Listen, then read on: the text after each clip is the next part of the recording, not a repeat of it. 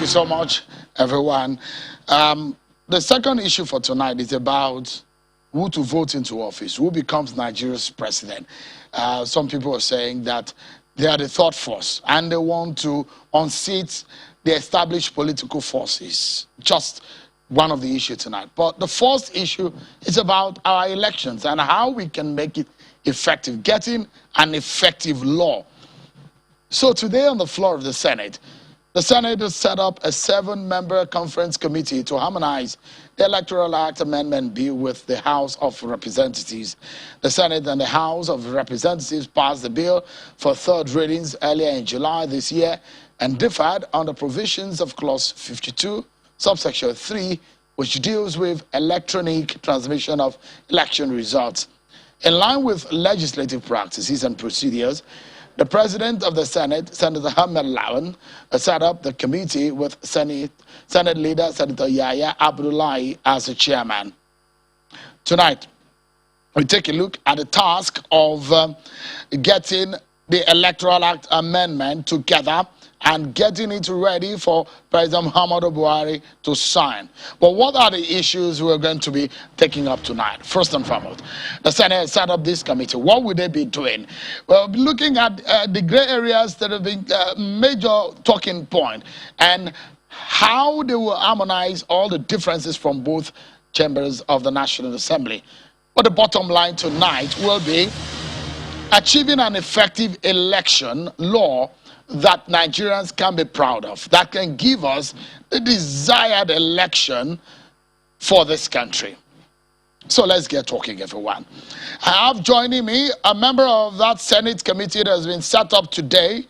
He's also the spokesperson of the Senate, Senator Ajibola Basiru. He's in our Abuja studio. Beside him is the national chairman of the National Conscience Party, Alhaji Yunusa Tanko. And from Oxford in the United Kingdom, is an election observer and a lawyer, the Chief Executive of Yaga Africa, Mr. Samson Itodo. Thank you so much, gentlemen, for coming tonight. Let me begin with the Senate spokesperson, Senator Basiru. Give us a sense of the task. We've not heard about the House of Reps committee, but your own committee has been set up. You were part of the committee that worked on the Electoral Act Amendment. What will be the task? How soon can we get this started? I think the essence of the committee is to have consensus on areas where in certain clauses pass in the bill at the House of Representatives and the Senate, there were differences. There were about 17 or 18 items that there were differences in the clauses that were passed. The parliamentary practice is, because we practice a bicameral legislature, you have a situation whereby where fashions of bills passed in certain clauses differ, a conference committee of equal numbers will be appointed, and whatever is agreed by the committee will be deemed to be what has been passed. When it's adopted by the two chambers, then it will be forwarded to the president. So I will say that setting up the committee at the Senate, of course, we expect that the House of Representatives will also set up their own committee, and then when we meet item by item, each of those areas where we have had different fashions of clauses adopted, we will either adopt what has been agreed to by the House of Rep, or we adopt that of the Senate, and eventually we'll come up with the final bill that will be sent to Mr. President for assent. I think similar experience also occurred in relation to the PIA, and a conference committee of similar nature was set up, and the agreement reached was adopted in the plenary and then forwarded to the president by assent. So we are confident that in a matter of 2 weeks, the new electoral bill will come to light by the grace of God.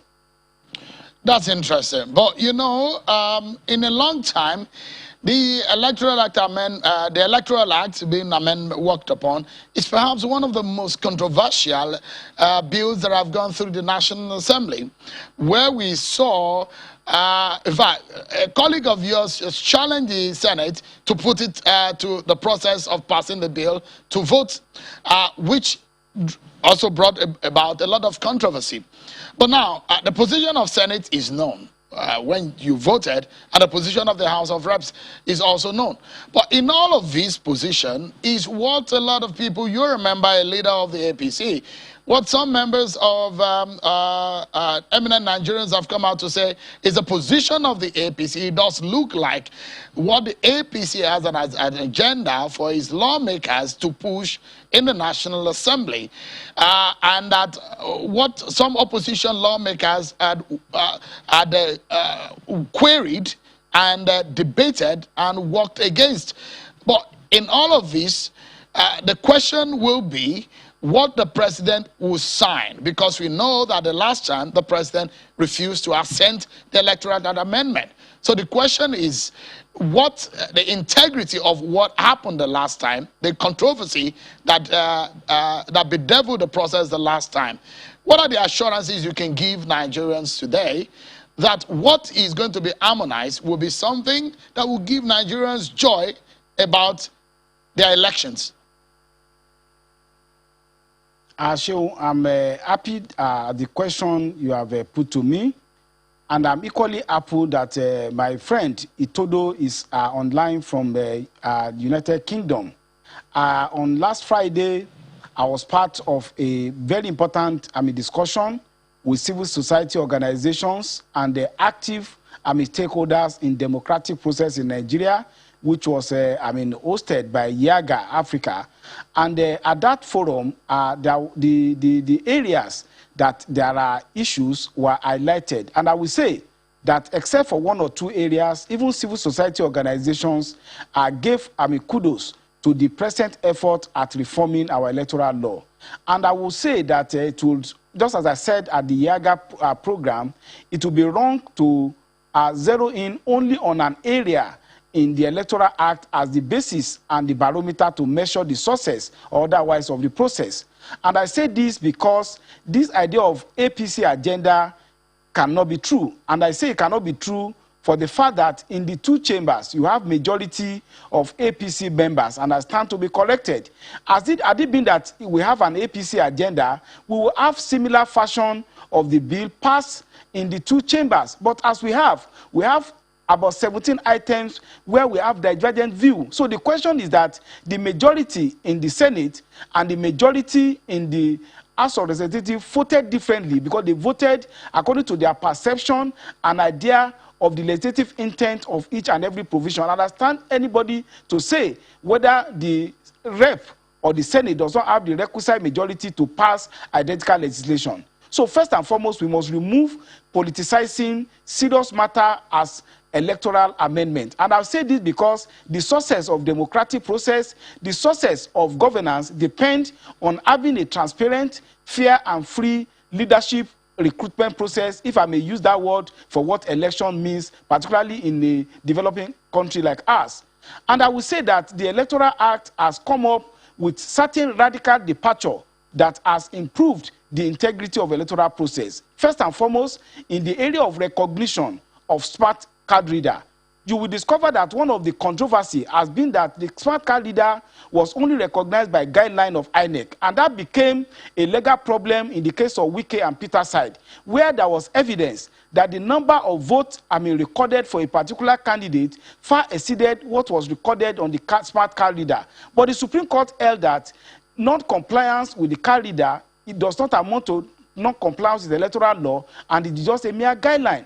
But now, under the new Electoral Act, smart card reader had been recognized, but the Senate version of the bill, which is one of the areas of divergence, recognized other technological device for the purpose of verification, identification, and authentication of register, which means that there is ample recognition of the use of technology, particularly for that important aspect of electoral process, which is accreditation. Similarly, even the opening clause of Section 52, which has been said to be in controversy, recognize open secret ballot as the mode of election and voting by way of electronic voting.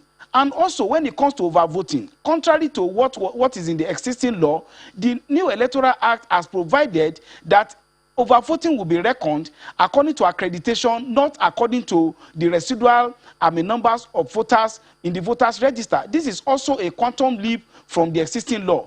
Then when it comes to grants of election petition, the grant of election petition by which exclusion of candidate had been used to invalidate a properly conducted election on flimsy ground had also been taken away, and properly articulated election grants for challenging election had been put in the law.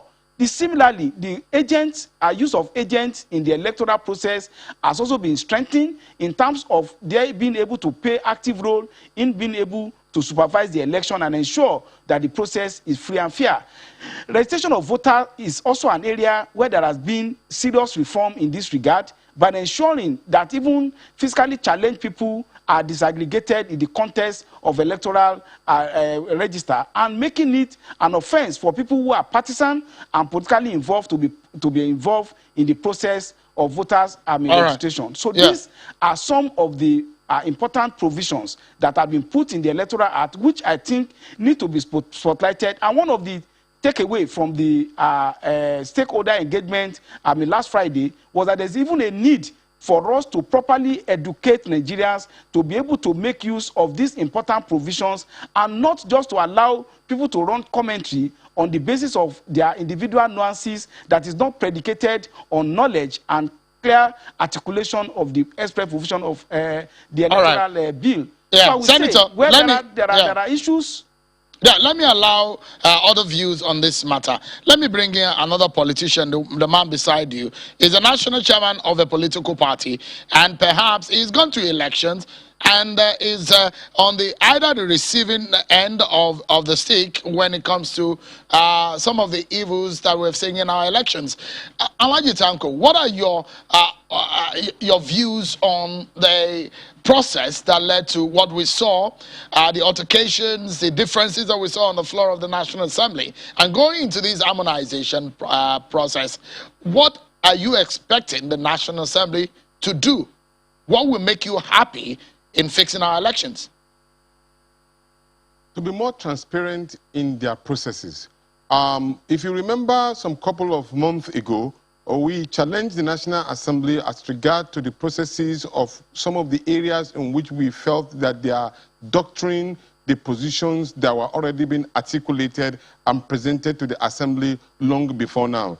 And when that issue broke out, there was a lot of deniers of back and front from both the National Assembly. Some are denying the fact that, no, certain areas were not to be touched, i.e. the issue of electronic transmission of results, and two, was subjugating the powers of INEC under the whims and caprices of the National Assembly, which is totally unacceptable. And then the issue of political nomadism, where individuals can just move from political party A in the morning and move to political party B in the evening, and yet we will lead credence to that particular person and still allow him to continue to be on his seat. And those are the areas that have really have affected the political parties from growing. And that is why we also talk about the issue of political financing. These issues is inimical to the survival of our democracy, where the younger ones who under the not too young to grow campaign cannot be able to vie for position based on the monetizations of our political system. These are areas that are very serious, and Nigerians are really crying that they want a clean, clear election vis-a-vis the fact that we have tested the area of transmission of result. And here we must give kudos to the INEC chairmen who have stand very firmly on his position that no electronic verification of vote, of accreditation, and no vote. These are some of the things that will give credence to our election. Remember very well, both myself and you were all at Edo and Ondo, where we saw the very vivid action of this Z-pad, and it transmitted this result incredibly well. There was no any controversy by the transmission of results. So we want the National Assembly to come clean in this regard. And in fact, even if they are harmonizing, which of course distinguished senator has clearly mentioned, we will be happy to get this particular harmonization more openly done so that Nigerians will agree on the position, not only to have it in a probably in a group of people.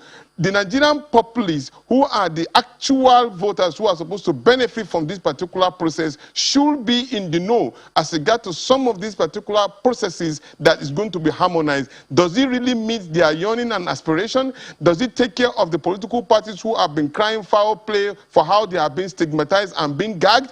Does it also take care of the interests of those who have been standing under rain and water to vote for the persons of their choice? Are they going to get the dividends of democracy?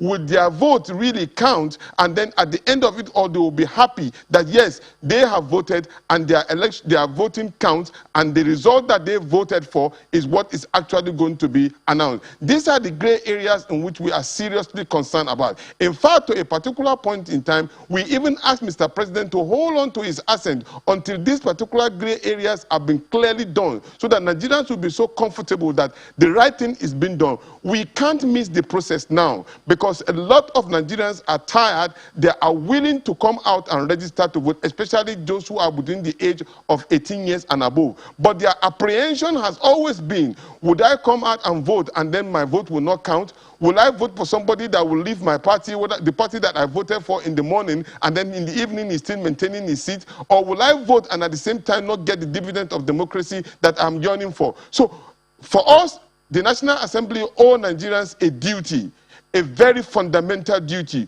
to make sure that they do the right thing for the benefit of the Nigerian people, so that Nigeria can learn from this and be united more towards our electoral processes. Let me bring in Samson Itodo here. Himself and his team, they've worked on some of these areas alongside with some of these National Assembly members. But Samson, what are your biggest fears in relation to the gray areas? Because now is the time to start talking about the gray areas. We've all talked about this process forever. And now that the harmonization is going to be done, is a good time to then identify this to the lawmakers so that they know what Nigerians are expecting. Can you give us your biggest fears in relation to the gray areas? Thank you very much, Shewan. Good evening to everyone. I think the fears just lie in the way this process has been managed, particularly with respect to some key amendments that are central to the integrity of the 2023 elections and also central to our electoral process. I agree with the senator that there are landmark provisions in the Electoral Bill 2021, and we must also inform Nigerians that this is a comprehensive bill. It's not an amendment bill, but at the end of this exercise, we will have a new legislation for our elections. And because we're going to have a new legislation for our elections, it's important that some of these concerns expressed by citizens are addressed. I agree with the senator that there are about 17 disparities in the votes between the Senate and the House, but some of them to a large extent are tangential. But if we look at three major amendments where they diverged, those amendments are very critical to the process. First is the amendment on, electronic accreditation of voters. Yes, the Senate voted to retain electronic accreditation by the smart card reader and any technological device. That is a fantastic provision. It gives INEC the latitude to deploy new technologies for electronic accreditation of voters. And in the last ISOCO by-elections, INEC did deploy, the new device it's using for electronic accreditation of voters. If you look at the provision of the House voted to delete any technological device. And the implication of that is INEC is going to be conscripted to the use of the smart card reader. Now, those smart card readers are already obsolete technology that are incompatible with our electoral process. And so we'll urge that the Harmonization Committee adopts the provision as passed by the Senate with respect to electronic accreditation of voters, to the effect that it grants INEC the latitude to deploy any technology for electronic accreditation of voters. The second point, and the most controversial, is the one on electronic transmission of results. Whilst the House position, which is to the effect that INEC, the discretion to determine the procedure for voting and transmission of results should be vested with INEC, is the position that is in tandem with the demands of Nigerians and all electoral stakeholders. But the Senate voted differently, subjecting INEC's power and authority to scrutiny or approval by NCC and by National Assembly. Now, Nigerians have a problem with that particular provision because it's an assault to the independence of INEC and its constitutional protection that it derives from Section 78 of the Constitution. And so we urge that this particular Harmonization Committee will not adopt the provision or the proposal by the Senate, that it adopts the provision of the House, so it grants INEC the discretionary powers to deploy weather technology for the transmission of results. Now, a lot of Nigerians, have built consensus on this issue. And so if the senator, as he has said, if they are true representatives of the people, it shouldn't be about the partisan or the priorities of the legislator.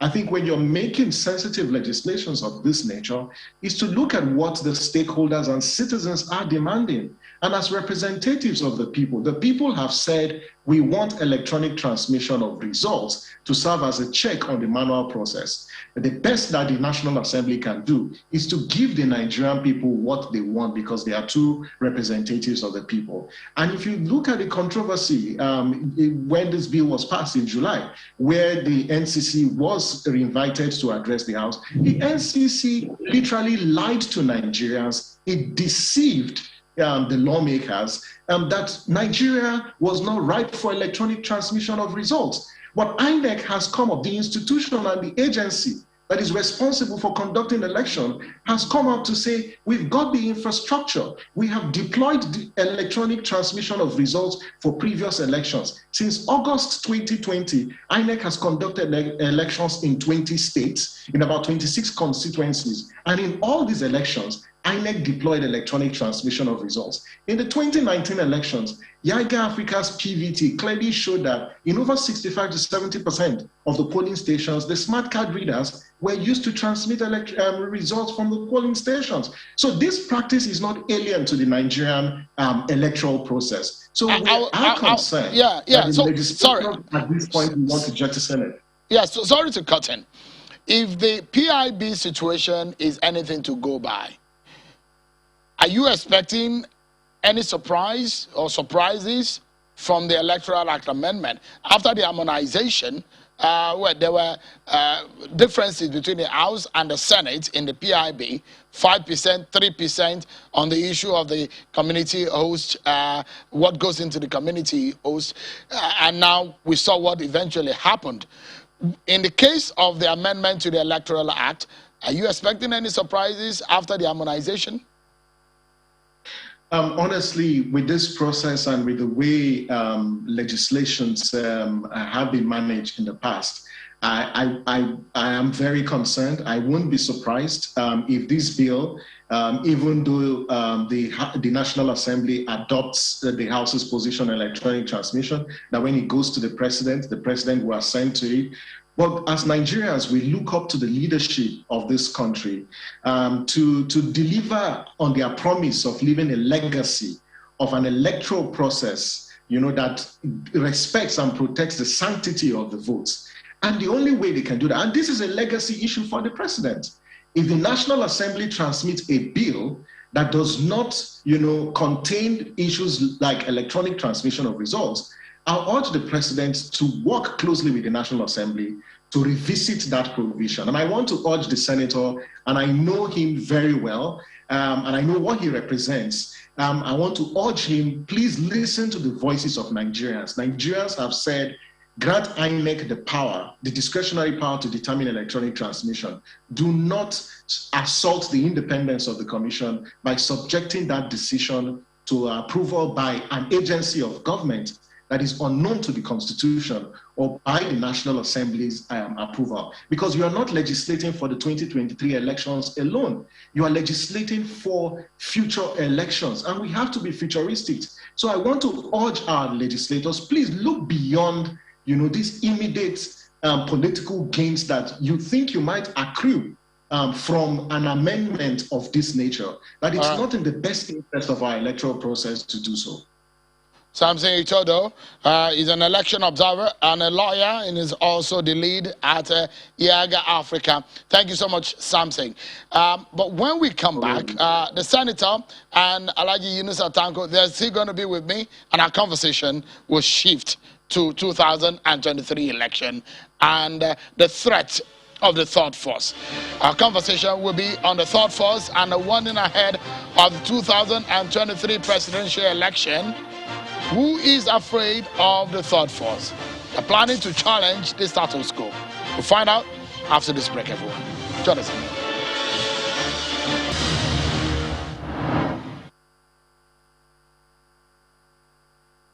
Thank you so much, everyone, for staying with us, and welcome back to the conversation. Let's get to our other matter for conversation. So, a lot of people have been talking about where the 2023 presidency should be zoned. Some people are saying, well, it should go to the south. In all of this conversation, ahead of the 2023 general elections, some prominent Nigerians have established what they call a third force Rescue Nigeria project, the RNP, to give Nigerians alternative platform to the All Progressives Congress APC and the People's Democratic Party PDP. Take a listen to one of the RNP members yesterday at their meeting in Abuja.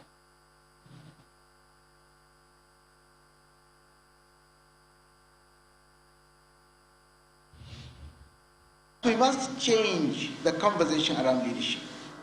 The first thing we should want to know about our president is not which part of the country he comes from, rather how competent is he or she. What is the content of his or her policy document? What is his or her team made up of? We also seek to ensure a seismic shift from the politics of big men to the politics of big ideas. The empty politics of big men has not taken us anywhere but down the drain. We simply can't continue this way. We also have to prioritize knowledge because, as we all know, in the 21st century, knowledge is the greatest capital. That is the only thing that gives countries the competitive edge. Governance must be driven by ideas. It has to be creative and must create solutions, especially job creation, economic growth, and prosperity. It must appreciate the future, deploy technology, develop the human capital, the most precious component of every development plan, protect the environment, ensure food security, as well as human dignity. That's Alhaji Usman Bugaje, one of the members of the Rescue Nigeria project. The agenda is that there needs to be a change in the status quo going into 2023. There is another group of the third force, the National Consultative Front, and they've also welcomed the RNP. They said they want to work together in changing the status quo. So what are the issues for conversation at this moment? There are eminent Nigerians who are coming together and joining forces. They want to challenge the status quo. And they also were talking about 2023 leadership and the puzzle that it has raised. The bottom line tonight is that can the third force create an upset That's a big question, isn't it? My guest in our Abuja studio, the Senate leader and the chieftain of the APC, Senator Ajibola Basiru, and the national chairman of the NCP, and a member of the National Consultative Front, Alhaji Yunus Tanko. Let's begin again with the conversation, the fresh conversation that we're having. Alhaji Tanko, you are one of the Consultative Front, and one of those who believe that there is a need for a thought force. Going into 2023, what is your agenda? It does look like you guys are condemning the APC and the PDP. What are you telling Nigerians? Okay, when the news broke out about the NRP, the idea behind it is that for long, we have been talking about leadership problem in our country, and we've been able to identify problems with leadership. So eminent Nigerians have been working around this particular need for us to get it right. I tried to consult with leaders of the meeting of yesterday. I spoke with Professor Tomi, and at the same time I spoke with Wale Arishkorkala Alau, who is a member of that particular forum. And the idea behind it is just for us to get the right peg in the right hole. We've understood that for a quite long time, Nigerians just manage most of the leaders that we have. Let's give an example. We've had people who have led their state very well, like, for example, Tanko Makura from Nasarawa State, and we have something like Dr. Olusegun Mimiko, who have done excellently well in their endeavors, and so many other Nigerians like that. We've identified this kind of individuals. I'm just giving you an example. So we need to start identifying this kind of persons and put them in the right places so that Nigerians can be better. It's not about a political party now at the beginning. It's about the issue of getting the right people. People just come and want to contest elections, and then they don't have the capacity to really lead. They don't have what it takes to do what they're supposed to. They don't even have, sometimes they don't even have the health capacity to be able to lead this country. And that has really put us in a quagmire. What we are saying right now is that we want Nigerians to really identify the kind of person they want. We're having a template in our mind that, look, we want to throw it open to Nigeria. What kind of leader do you want? What kind of councillor do you want? What kind of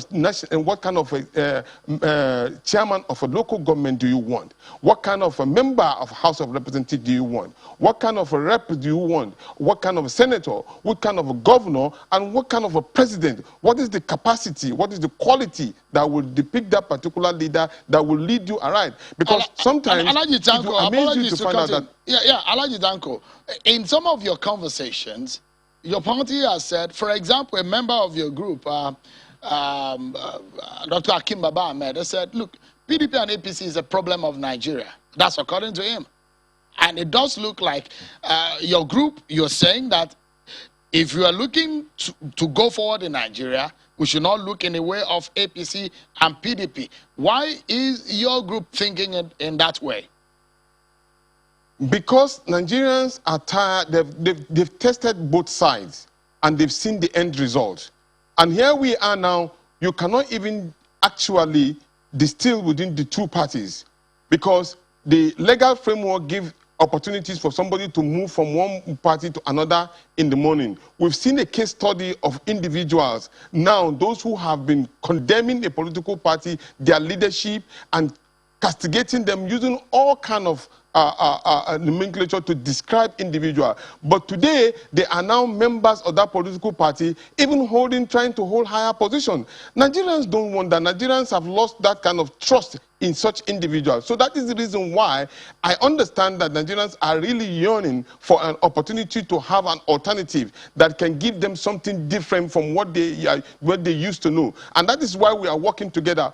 I can tell you authoritatively, we've been speaking to each other, we've been having meetings, and we've been talking, and we've been strategizing.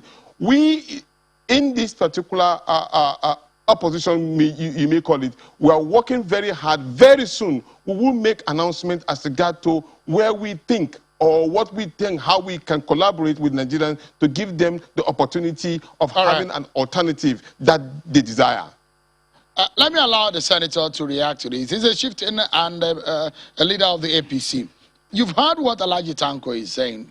And his thinking is that, just like some of his colleagues, that the solution of Nigeria going forward does not lie in the APC or the PDP. In fact, they call your political party and the PDP Siamese twins.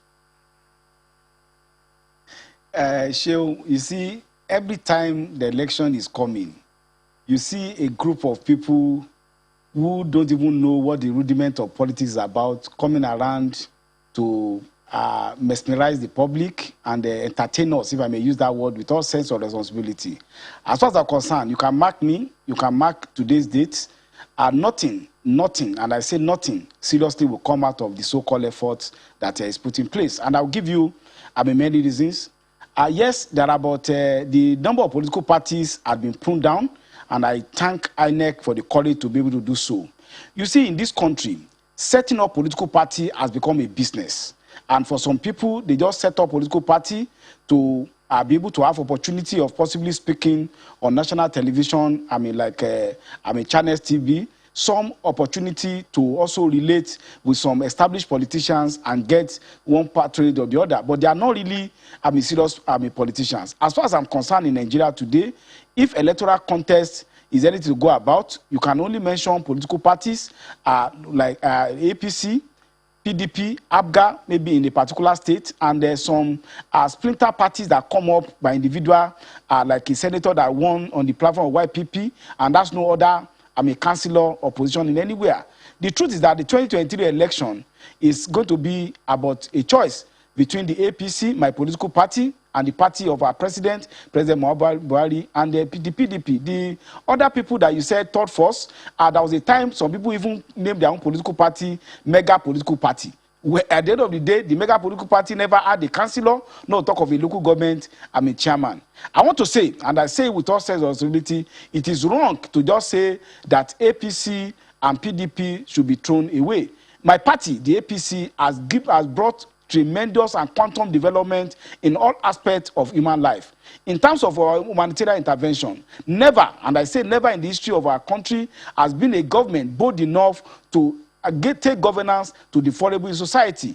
Our social intervention program, in terms of Empower, in terms of trader money, in terms of the agric intervention, which even saw in part of your interlude, our intervention in developing local agriculture and massive infrastructure. You go to the second Niger bridge, you see the work that is going on. You go Lagos-Ibadan railway project also going on. Kaduna Abuja railway project already on board, as well as major roads being constructed all over the country. Then you also see intervention in the area of reform of legislation in the area of petroleum industry. This is a bill that had been in the offing for more than 15 years. So when it comes to giving a redirection to governance in the country, my party, APC, has been able to do that. No doubt, we have challenges, particularly occasioned by the COVID-19 pandemic and the attendant economic downturn, which is a global phenomenon. So to say that some people who had one way or the other been active participants in one political party or the other, but have failed woefully, coming around to say they are the one that want to give third force to the country is a laughable idea. I look at the dramatic personnel that were the so-called Rescue Nigerian project today. You go, you are a political, you are expert in the political history of Nigeria. Tell me any of them that has not had any stint in one governance or the other, and what has been the record in that regard. So an assemblage of failed politicians, either elected or appointed, cannot say that they want giving third force movement for the country. And I also laugh when people say Nigerians have said this. Today, I represent people of Osun Central Senatorial District in an election that was contested and was not challenged in an election tribunal. So when I speak not as Ajibola Bashiru, I speak as somebody who was a candidate of APC and was elected in a democratic contest to represent the people of Osun Central. People who don't have that mandate, who don't have that pedigree, they come out and say they are speaking for Nigerians. Which Nigeria are they speaking for? A political party that does not have a councillor or local government will be talking of taking over power at the national level. Then just a few months before election, people come around and come and bandit themselves as they are coming up with alternative program. Senator, let me ask you, we're on national television, and in the days of the internet, they say internet never forgets. All our conversations today are going into record.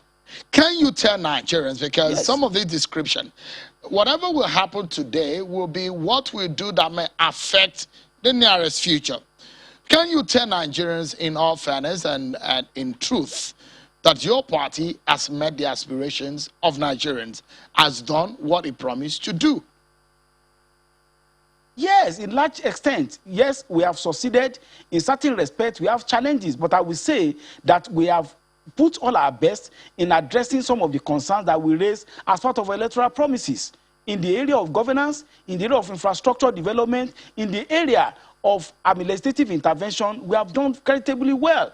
Of course, every government in the world, even advanced democracies, there's always room for dynamism, there's always room for changes. Even United States of America, even China, learned that Xi is even making a change towards the economic direction. So we have the capacity to continue to dynamically address challenges. I want to follow up on that. Before I come to Alhaji Tanko, I want to follow up on what he said. So you think that what we are getting right now from your party, as the ruling party, is the best that we can get in Nigeria?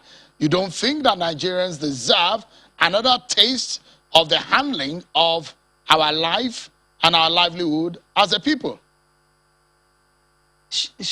If Nigerians deserve, it's for Nigerians to decide, and that is why there will be an election in 2023. It's not for somebody to come here without even a platform to contest for power and be casting aspersion on the tremendous work that's been done by my political party. I wouldn't say that Nigerians don't have the right to aspire to El Dorado. The El Dorado will have to be aspired within the context to power. Democratic contest is about alternative. So if people have alternative, let them bring it. Then when election comes, let us contest for it. But take it to the bank that I told you that the so-called residential project is a special purpose vehicle which is bound to fail, and it will fail definitely.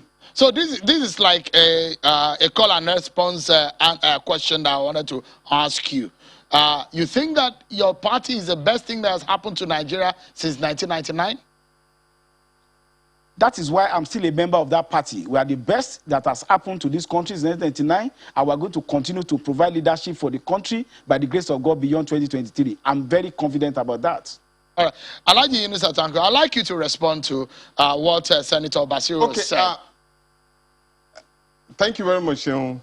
It is this particular, permit me to use this grandstanding and this kind of arrogancy that has led the former political party from where they are. Remember, a PDP at a point in time told us that they are going to rule this country for 60 years and above, before the advent of the APC, which is a conglomerate of different federations who form into one. And then at the end of it all, Nigerians believe in what they sold to them, the mantra of change. And at the end of it all, this is what they have so far. We are talking about a country where some couple of years ago, we are buying a bag of rice at the point of 7,000 naira. Today, how much is a bag of rice? It's a staple food that every Nigerian eats. We are talking about a country where at a point in time, the security apparatus of this country has been completely disappointed. And what we have today is time bomb exploding in everybody's home. We're talking about a country where it's been led by this particular leadership, and then the people, of course, are crying every day for hunger. And then you are talking about the infrastructure that you put in place. What about the people in which you are ruling? We're talking about a country where Nigerians have heavily been indebted into unbelievable countries. Even we are going to charge to look for loans. What a disgrace. We are talking about a country where Nigerians have been working very, very hard to get themselves united because the country has been so much polarized and divided along ethnic and tribal lines, even religious lines. We're talking about a country that Nigerians are so much tired of because they don't have an alternative. And you call some of us who have been on this particular trenches for so long, demanding for good governance. There's nothing wrong with you extrapolating some of the good things that you've done. But quite honestly, Nigerians are not happy with what they are having at the moment now. We have seen it all. We are saying that there should be an alternative for the Nigerian people. Yes. When the time comes, let the Nigerian people decide. You just giving us an opium. You've just energized us by telling us that, yes, Nigerians are fools for have continued to believe in what you have sold to them. So Nigerians, the question is on your table now. They have told you what they can do, and they will continue to fool you and deceive you. Whether you like it or not, you don't have an option. It's either to vote for them or nothing more. But we are saying that we are giving you an alternative. And that is what we are presenting to the Nigerian people. But quite honestly, it is quite unfortunate that some of the Nigerian people that we thought that probably can be able to defend the integrity of this country are those ones who are selling a foul guinea pig to the Nigerian people. All right, God two quick questions before I allow Senator Basiru to come back into the conversation. The first and foremost, he said the APC is the best thing that has happened to Nigeria since 1999. Do you agree? Oh, definitely not. Definitely not. I'm just giving you a difference of what it was before we come and find ourselves in this particular situation. The most important, most painful aspect of it is the deceit and the lies. There's a contradiction when you hear Mr. President, no matter how good intention he has, when you hear him say one thing today, his handlers say the different thing tomorrow. Nigerians don't even know exactly what message to believe that comes in from our leadership in this country anymore. So Nigerians are they are just looking, I mean, take a look at it. Here we are in this country where almost every state now is looking out for its own security apparatus. A case study is the Ametokun in the southwest. In the north, you have Shege Kafasa. In the southwest, in the southeast, we have the other ones that they've come up with. At the end of it all, we have the ECN. Now, what we have is the country at the brink of complete disintegration. And so we are saying that we cannot allow such to happen. Another question that he has raised. He has questioned the capacity of your group, which he said is not the first time that we're seeing such thought first or alternatives that are coming, but he said it amounted to nothing. And he has questioned that, look, according to him, that it will amount to nothing in the end. The question is that, do you have the wherewithal to be able to prosecute a kind of opposition or alternative? Because elections are expensive in Nigeria. Do you and your group have that deep pocket to be able to do that? Exactly. That is exactly the way they want Nigerians to believe, that they've already monetized the whole processes so that if you don't have money, you cannot run for election. We are saying Nigerians should say no to it. Yes, we may not have the watchers, people who have opportunity to use state resources for the benefit of their own political party. We may not have that particular watchers. But one thing we have is the people on our side. And we believe the people will decide exactly where they want to go to. And the fact remains that we have been in these trenches for a very long time.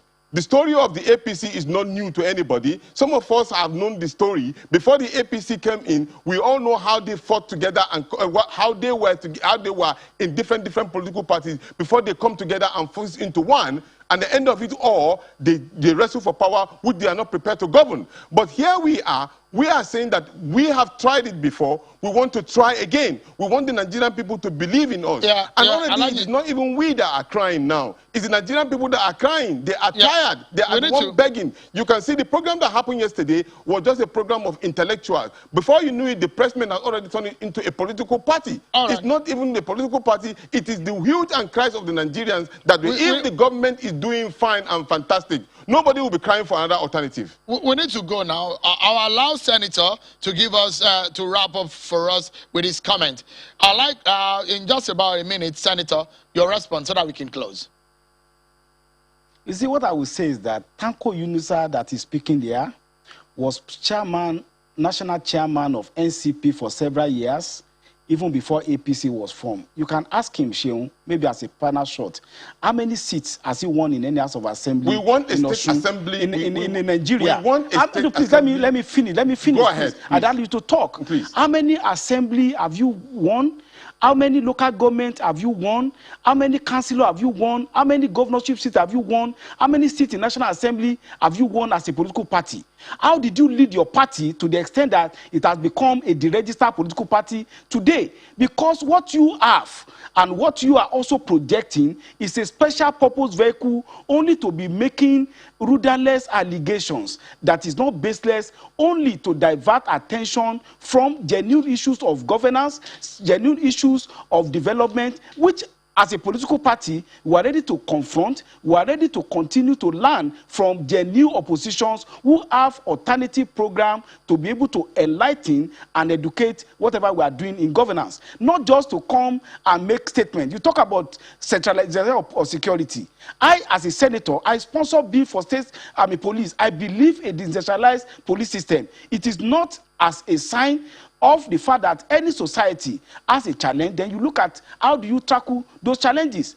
And as I said, it is easier to just make allegations. You talk about the way society has been run. You have had opportunity to contest for power within the context of political party. What have you done? We need to close now, Senator. It's also in the same line of just a futile effort just to divert the attention from genuine issues of governance and forward-looking governance in the country. We have reached the point where we need to go. Apologies, Alhaji Tanko, because we do not have time any longer. But I must appreciate you. Yeah, I must appreciate. And that's not the sorry. Apologies. We need to go now. Alhaji Tanko, thank you so much for coming. Senate lead spokesperson, Senator Ajibola Basiru, thank you so much. It's good to see someone who will vex you to speak like this. It's always very good to see. And it's a challenge to your party and every other political party. Nigerians deserve better, isn't it? Thank you so much, everyone, for watching. And that's our show. I'm sure Kimale. Bye-bye.